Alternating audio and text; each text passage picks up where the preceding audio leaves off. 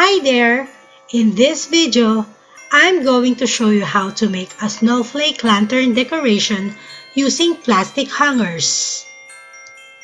We need the following materials: plastic hangers, I used 16 pieces for this project, some zip ties, a pair of scissors, and some accessories like Christmas lights. We also need a clear flat surface to work on. So let's get started. We need to assemble the hangers just like the one I've shown here in my video.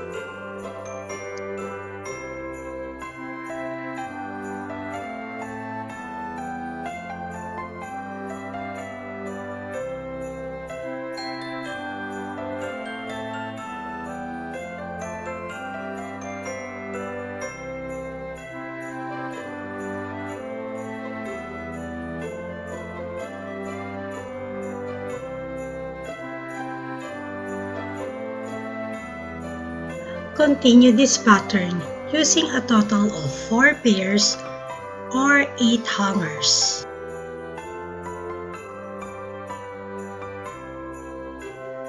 Next is you're going to make another layer of hangers.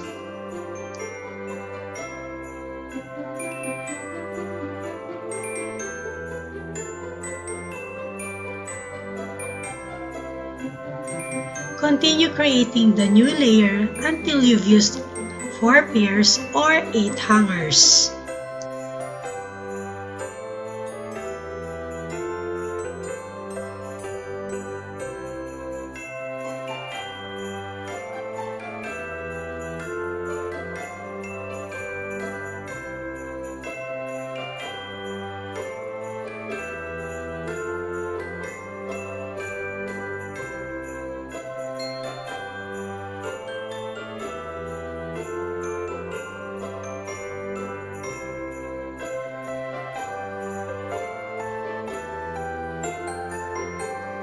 And now, it's time for you to use your zip ties.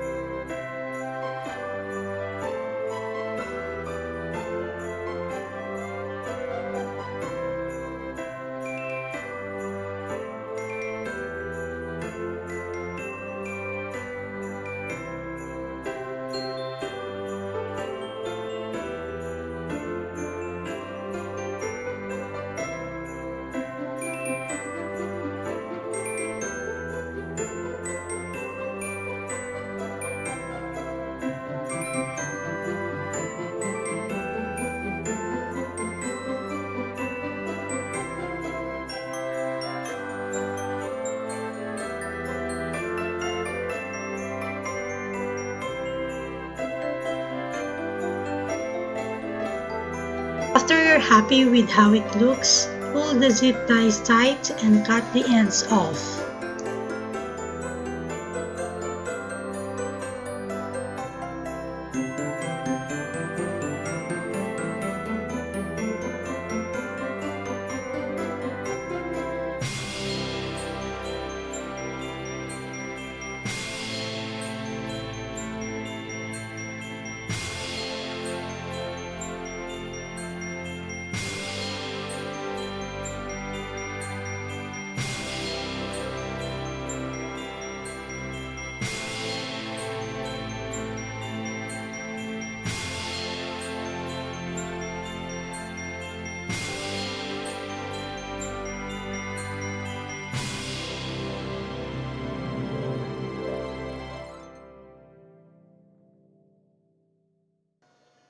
Please subscribe to our channel and don't forget to hit the little bell button to get notifications of our video uploads.